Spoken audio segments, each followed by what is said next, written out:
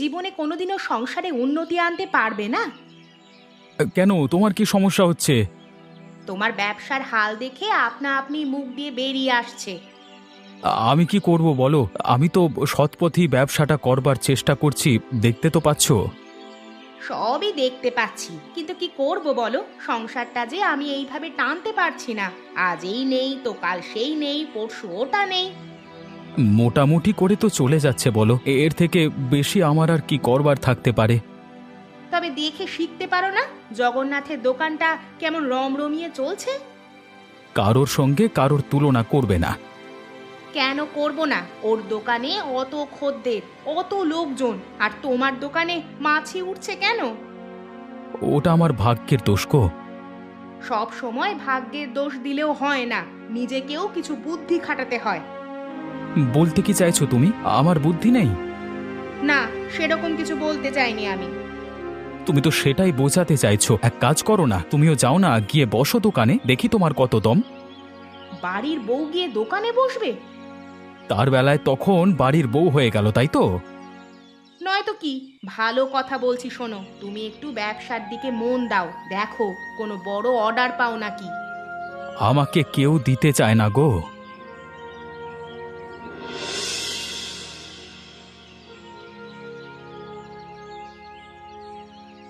উফ, আমার উপর মনে হয় মা লক্ষ্মী একেবারে ভরে ভরে আশীর্বাদ করেছে। ঠিকই বলেছ, চারিদিকে শুধু টাকা আর টাকা। তোমার দোকানটা যে এইভাবে চলবে ভাবতেই পারা যায়নি। আরে কার বুদ্ধিতে ব্যবসাটা চলছে সেটা দেখতে হবে তো। আমার নাম জগন্নাথ। আচ্ছা, তোমার মাংস এত বিক্রি হয় কি করে বলো তো? আমি মাংসতে এমন একটা জিনিস মেশাই, লোক এমনিতেই আমার মাংস ভালো ভালো করে কিনতে আসে। তারপর তারপর আমার দোকানে বাসি মাংস তো আমি ওইভাবেই বিক্রি করে ফেলি, আর লোকে ভাবে টাটকা মাংস। বাবা, তোমার মাথায় কি বুদ্ধি গো! আচ্ছা গিন্নি, এবারে তোমাকে হাতের এক জোড়া বালা তৈরি করে দেব, কি বলো গিন্নি? হ্যাঁ, সত্যি দেবে বলছো? কেন দেব না? হাজারটা নয়, লাখটা নয়, আমার একটা মাত্র বউ। থাক থাক, আর আদিক্ষেতা করতে হবে না। আচ্ছা আচ্ছা, শোনো, তোমাকে যে কথাগুলো বললাম, তুমি জানো সেই কথাগুলো কারোর সামনে মুখ ফসকে বলে ফেলো না। মানে তুমি আমাকে কি বলতে চাইছো, যে আমার পেট পাতলা? না গো না, আমি তোমাকে সেইভাবে কিছু বলতে চাইনি। আসলে গ্রামে শত্রুর অভাব নেই তো, তাই বলছি। কেউ কোত্থেকে কি সব জেনে যাবে, তখন তাহলে আমার ব্যবসাটা একবারই লাটে উঠে যাবে। না গো না, আমি এমন কিছুই করব না, আমার ওপর বিশ্বাস রাখো। ঠিক আছে ঠিক আছে, শান্তি পেলাম।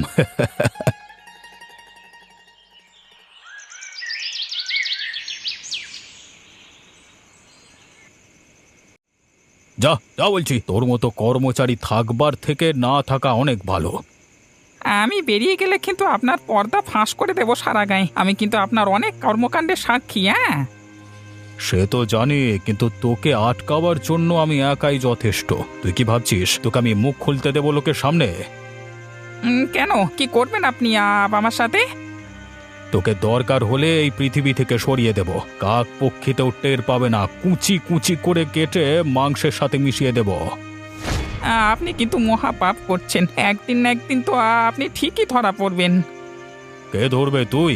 এমন কোনো বাপ এখনো জন্মায়নি রে যে আমাকে সায়স্তা করবে। আছে আছে, সব পাপেরই বাপ আছে, তেমন আপনারও আছে। আচ্ছা শোন, নিজেদের মধ্যে ঝগড়া করে কি কোনো লাভ আছে? কেন, আপনি তো আমাকে তাড়িয়ে দিচ্ছিলেন, দিন না। না রে না। আচ্ছা শোন ভাই, এবার থেকে তোকে তোর মাইনে আর কিছু টাকা বাড়িয়ে দেব, ঠিক আছে? বেশ, তাহলে তো আর কোনো কথাই হবে না, আমিও আমার মুখটা বন্ধ রাখলাম। এখনকার মানুষ টাকা ছাড়া কিচ্ছু বোঝে না। অবশ্যই, কেন নয়। এই নে রাখ, যা এবার নিজের কাজে যা।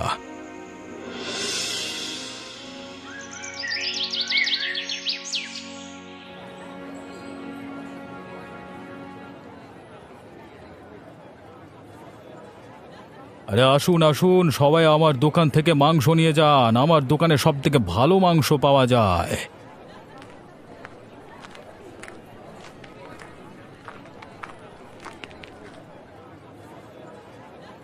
হচ্ছেটা কি জগন্নাথদা? এভাবে তুমি মাংস বিক্রি করছো? কই আমি তো এভাবে ডেকে ডেকে মাংস বিক্রি করছি না। তুমি কেন করছো? হ্যাঁ, সেই জন্য তো আমার কাছে যদিও বা দু একটা খদ্দের আসছে, তোমার ডাক বা চোটে তারাও তো তোমার কাছেই চলে যাচ্ছে। সেটা কি আমার দোষ নাকি? হ্যাঁ, আমি যেমন করে ইচ্ছে তেমন করেই মাংস বিক্রি করব। তোর কি তাতে? তুইও কর না দেখি আমার মতো মাংস বিক্রি, সেটা তোর মুরদে কোলাবে না। হ্যাঁ, দেখো জগন্নাথদা, খুব খারাপ হয়ে যাচ্ছে কিন্তু আমাকেও তো সংসার চালাতে হবে নাকি? তুমি এরকম করলে কি করে হবে? এই যা তো, ভাগ এখান থেকে। আমি কি করব না করব সেটা আমি নিশ্চয়ই তোকে বলবো বা জানিয়ে করব না। তুই তোর দোকানে যা, আমি আমার দোকান সামলাই। যা তো, যা এখান থেকে। দেখতে পাচ্ছিস তো কত লোক অপেক্ষা করছে। এর ফল কিন্তু ভালো হবে না। তুমি কি মাংস, কেমন মাংস, সেটা যদি আমি লোকের সামনে প্রমাণ করতে না পেরেছি না, আমার নাম অলোক নয়। যা যা, কেউ আমার কিচ্ছু করতে পারবে না।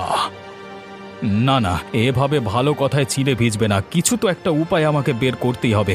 এর সব জারি জুরি ফাঁস করতেই হবে। তার জন্য ওর চাকরকে আগে হাত করতে হবে, তারপর দেখা যাবে।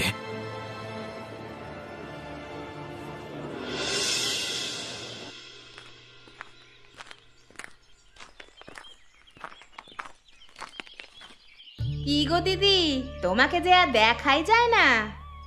না গো, সেভাবে আর বাইরে বেরোনো হয় না। কেন, একটু সময় বের করে বেরিয়ে আমাদের সাথে তো একটু গল্পও করতে পারো। সংসার, তারপর ওনার দোকান, সব কিছু সামলে আর মনে হয় না গো যে কোথাও বেরুই। হ্যাঁ, আপনাদের দোকানে যে হারে লোকজন আসে, যে হারে বিক্রি বাট্টা হয়, আমাদের দোকানে তার ছিটে ফোটাও হয় না। ব্যবসা করার জন্য ভাগ্য চাই গো, ভাগ্য। সেটা কোনো কথা নয়, মাথায় নানান রকম বুদ্ধি চাই। সেটা কিরকম বুঝতে পারলাম না তো। সেটা বলতে আমাদের উনি মাংসের মধ্যে এমন জিনিস মেশায় যাতে মাংসের স্বাদ এমনিতেই বেশি হয়। ওই জন্যই তো লোকে আমাদের দোকান থেকে মাংস নিয়ে যায়। তাই নাকি? তা কি মেশায়? সে নামটা আমি অত শত জানি না বাপু, কি মেশায় এটুকুই জানি। আচ্ছা, তাহলে এই ব্যাপার। এই যা, তোমাকে যে সবই বলে ফেললাম। আমার উনি আমাকে বারবার করে বারণ করেছিলেন যাতে সব কথা পাঁচ কান না হয়। আমি তো মুখ ফসকে তোমাকে সব বলে ফেললাম। তো কি হয়েছে, তোমার নিজের লোকই তো আমরা। আমি কাউকে বলবো না, তোমার অসুবিধা নেই। তাই করো ভাই, তুমি যেন এই কথা কাউকে আর বলো না। তোমাকে বিশ্বাস করে বলে ফেললাম সবই। না গো না, কাউকে বলবো না, তুমি নিশ্চিন্তে বাড়ি চলে যাও। আমার উনি যদি জানতে পারেন তাহলে আমাকে আর আস্ত রাখবে না, মেরেই ফেলবে একেবারে।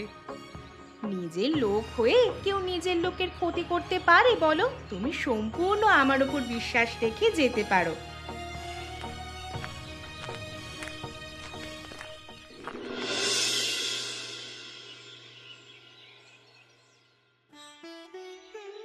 চম্পা, আরে ও চম্পা, শোনো শোনো, একটা খুশির খবর শুনে যাও।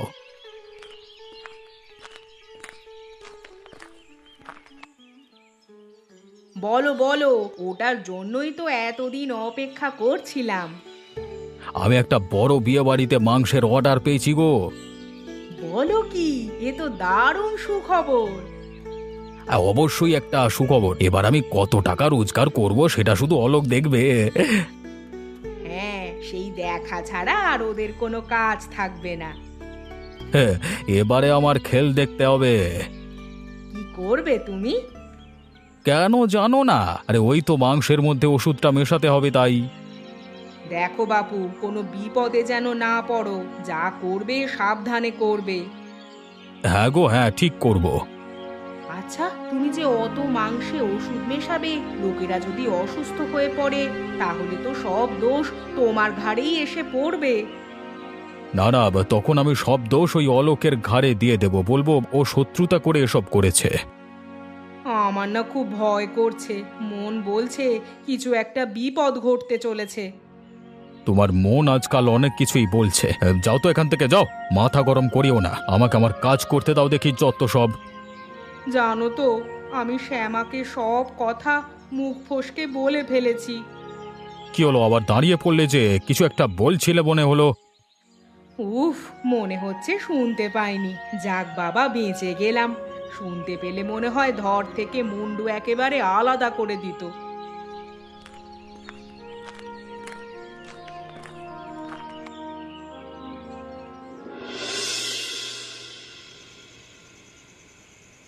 দাদা দাদা সর্বনাশ হয়ে গেছে। কি হয়েছে রে? বিয়ে বাড়িতে মাংস টাংস ঠিকঠাক করে পৌঁছাতে পেরেছিস তো? তাহলে অনেক টাকা জলে যাবে তো। সেসব কথা ছাড়ুন, তাড়াতাড়ি দেখবেন চলুন। বিয়ে বাড়িতে মানুষগুলো সব কেমন জানি করছে। কেন, কি করছে? সবাই ওই রান্না করা মাংস খেয়ে অসুস্থ হয়ে পড়েছে। সে কি কথা রে? এমন তো হওয়ার কথা ছিল না। আমি এতদিন ধরে মাংস বিক্রি করছি, এমন হয়নি। আজকে মানুষগুলো খেয়ে অসুস্থ হয়ে পড়লো। তাহলে আর বলছি কি, আপনি নিজের চোখেই দেখে আসবেন চলুন না। তোর কি মাথাটা খারাপ হয়ে গেছে নাকি? এখন আবার ওখানে যায় নাকি? গেলে তো সবাই আমাকে একবার প্রায় মেরেই ফেলবে। তারা তো এমনিতেই বুঝতে পারছে যে মাংসটা তোমার দোকান থেকেই গেছে, এমনিতেই তো তোমাকে দোষী করবে। না না, এটা হতে দেওয়া যাবে না। এক কাজ কর, তুই বলে দে আমি কিছুদিনের জন্য বাইরে গেছি, এখন আমার দেখা পাওয়া যাবে না। তাহলে সবাই আমাকে এসে ধরবে। তুইও এক কাজ কর, দোকান বন্ধ করে তুইও কিছুদিনের জন্য গা ঢাকা দে, আর সব দোষ অলোকের ঘাড়ে দেওয়ার চেষ্টা কর। সেটা কি করে সম্ভব? আমি যদি সব বলে দেব, তুই তাহলে কি করবি? যা করবি সাবধানে আড়াল থেকে করবি, লোক যেন টের না পায়।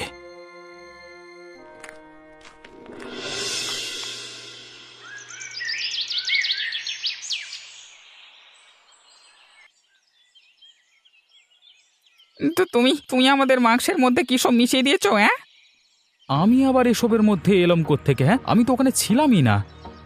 মিথ্যে কথা বলছো তুমি, তোমারই কাজে সব। দেখো নবীন, মুখ সামলে কথা বলো। তোমরা নিজেরা দোষ করে এখন সেই দোষ ঢাকতে আমার উপর দোষ চাপাচ্ছ। তোমার তোমার আমাদের দাদাদের দোকানের উপর হিংসে হতো না? তুমি চাইতে না যে তোমার দোকানও এরকম বিক্রি হোক? হ্যাঁ, চাইতাম তো। ব্যাস, তাহলে এ থেকেই তো প্রমাণ হয়ে যায় যে তুমি নিজের ব্যক্তিগত রাগ আর হিংসে থেকে দাদার উপর মিথ্যে বদনাম দেওয়ার জন্য এসব করেছো। এর থেকে কিচ্ছু প্রমাণ হয় না, তোমরা কিচ্ছু প্রমাণ করতে পারবে না। আমি এসব কিচ্ছু করিনি, যা করবার তোমরাই করেছো। আবার আবার সেই মিথ্যে কথা? ডাকবো লোকজন, এখনই মারধর করলে তবে তোমার মুখ থেকে সত্যি কথা বেরোবে। দেখো নবীন, এবার তুমি কিন্তু তোমার মাত্রা ছাড়িয়ে যাচ্ছ।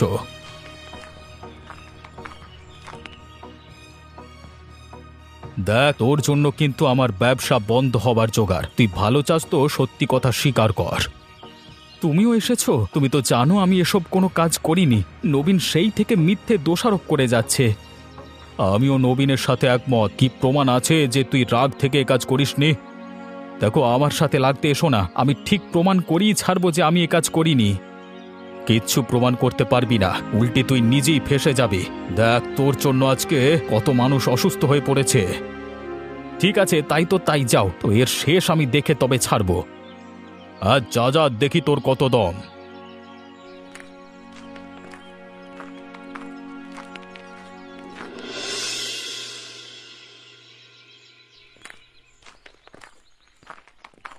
ছাড়বো না, আমি কিছুতেই ওদেরকে ছাড়বো না। আমার উপর মিথ্যে দোষ দেওয়া, আমার দোকানটাকে লাটে তোলবার ধান্দা করছে ওরা। আর চুপ করে থাকা যাবে না, চুপ করে থাকলে বার বেড়ে যাবে ওদের। তুমি একটু চুপ করবে? কি হয়েছে সেটা তো বলো, সেই থেকে বকবক করেই যাচ্ছ।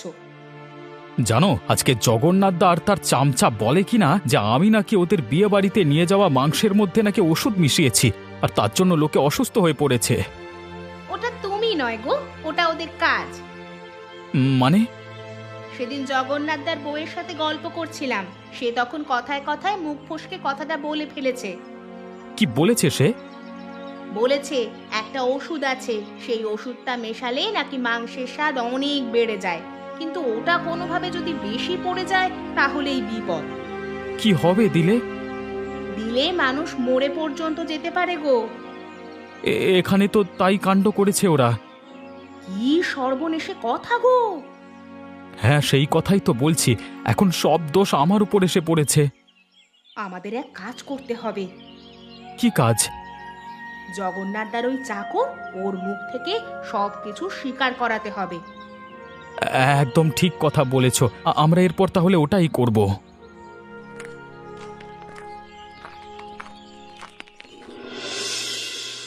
চলো চলো তাড়াতাড়ি যাই, গিয়ে নবীনকে ধরা যাক।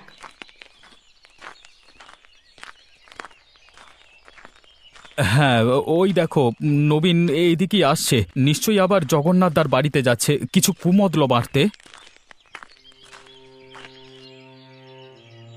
কি ব্যাপার, তোমরা আমার পথ আগলে বসে আছো কেন? হ্যাঁ, তোকে ধোলাই করব বলে। মানে তোমাদের কথা আমি কিছু বুঝতে পারছি না, যা বলবে পরিষ্কার করে বলো। তোমরা তোমাদের দোষ আমার ঘাড়ে চাপাবে, আমি কি সব মুখ বুজে মেনে নেব নাকি? তুমি তো আসল কালপ্রিট, যে কিনা সব কর্মকাণ্ডের সাক্ষী। কি কর্মকাণ্ড, কি কালপ্রিট? কিচ্ছু বুঝতে পারছো না না তুমি? দেখো, ভালোই ভালোই চাও তো সব কিছু স্বীকার করো। না হলে কি করবে? কি করব দেখবি এখনই? দেখতে তো চাই, দেখাও কি করবে। এখানে মেরে ফেলে দেব, বল বলছি তাড়াতাড়ি। আমি এসব ব্যাপারে কিচ্ছু জানি না, আমি এসবের মধ্যে নাই, যা জানে সবই জগন্নাথ দা। তুই জানিস না এমন কোনো কথা হলো? তুই এতদিন ওর কাছে কাজ করছিস আর কিচ্ছু জানিস না, এটা আমাদেরকে বিশ্বাস করতে হবে? বিশ্বাস করলে করো, না করলে করতে হবে না, যা আমার কিছু যায় আসে না তাতে। আমি কিচ্ছু জানি না, ব্যাস এটাই সত্যি। এভাবে হবে না বুঝলে, এ এত সহজে মুখ খুলবে না, অন্য কোনো দিন আবার চেপে ধরা যাবে। আর ছেড়ে দাও। তাই করি, আজকে ওকে যেতে দিই। কি বিড়বিড় করছে নিজেদের মধ্যে? কিছু না, তুই এখন আসতে পারিস।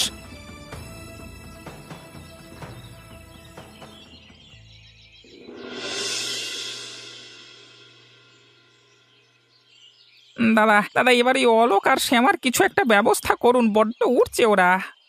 হ্যাঁ, সে তো ডানা ছাঁটতেই হবে, তবে ওদের না অন্য কারোর সেটা ভেবে দেখতে হবে। মানে বুঝলাম না, পরিষ্কার করে বলো। তোকে ওরা রাস্তায় ধরে কি সব জিজ্ঞাসা করেছিল? জিজ্ঞেস করেছিল যে এর পেছনে কার হাত আছে। তুই নিশ্চয়ই বলে দিয়েছিস যে এসবের মধ্যে আমি আছি। না মানে হ্যাঁ, আমি আমি আমি সরাসরি কিছু বলিনি, তবে বললাম আমার সব কিছু তুমি জানো।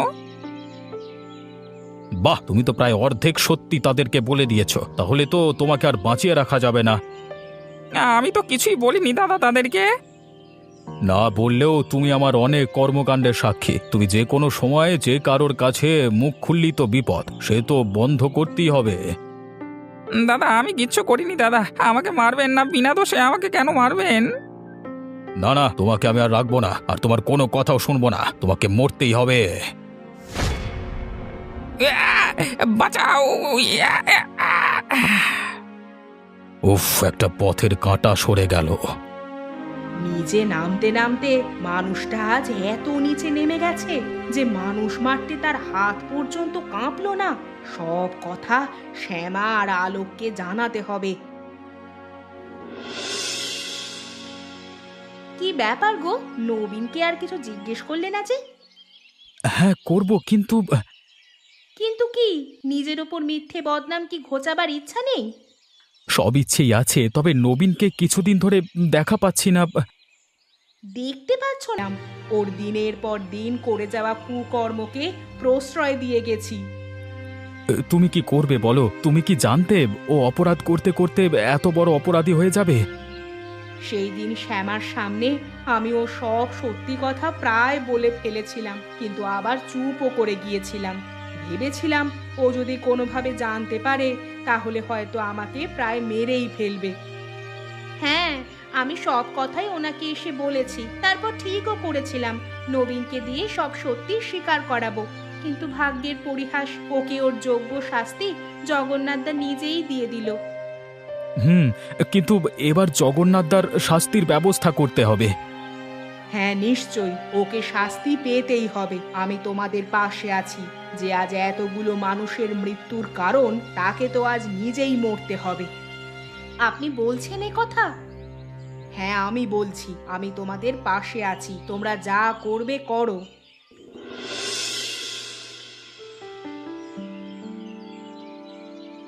জগন্নাথদা, আরে ও জগন্নাথদা! কে? অলোকের গলা লাগছে না।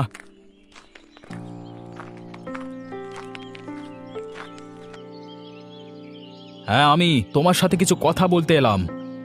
অত সময় আর ইচ্ছে কোনোটাই আমার হাতে নেই। না, সেটা বললে তো শুনছি না। তোমাকে এই কথাগুলো না বলে যে আমি পাপমুক্ত হব না। বেশ বেশ, অত ন্যাকামো করতে হবে না, বলে ফেলো তাড়াতাড়ি। আমাকে ক্ষমা করে দাও, আমি একা কখনো করব না। আরে ওঠ ওঠ, কি করছিস কি, আর কি বা করেছিস? আরে বাবা, আমি তোমাদের দোকানের উপর হিংসে করে এসব কাজ করে ফেলেছি। আরে এর আবার হলোটা কি? কিছু মতলব আছে মনে হচ্ছে। আমাকে সাবধানে কথা বলতে হবে। আমি ইচ্ছে করে ওষুধ মেশাইনি, আমার ভুল হয়ে গেছে, আমাকে ক্ষমা করে দাও। আচ্ছা আচ্ছা, থাক থাক, আর পায়ে ধরতে হবে না। এবার তাহলে আসল কথা বেরিয়ে এলো, বল। হ্যাঁ হ্যাঁ দাদা, আমি নিজের ভুল বুঝতে পেরেছি, তাই জন্যই তো তোমার কাছে এসেছি। আচ্ছা ঠিক আছে ঠিক আছে, আমি কোনোদিন কাউকে এসব কথা বলবো না। তবে তার বিনিময়ে আমার কিছু তো একটা জিনিস চাই, না হলে আমি এমনি এমনি তো চুপ থাকবো না। বলো দাদা, তোমার কি লাগবে? আমি তোমাকে সব দিতে রাজি। ওই তো দোকানটা আমার নামে লিখে দিতে হবে। ওটাই আমার সম্বল, ওটাও যদি তুমি কেড়ে নাও তাহলে আমরা যে একেবারেই না খেতে পেয়ে মরে যাব। তাহলে ভাই ক্ষমা করো, আমি চুপ থাকতে পারলাম না ভাই। হ্যাঁ, না না দাদা, আমি দিয়ে দেবো, আমি তোমাকে সব দিয়ে দেবো।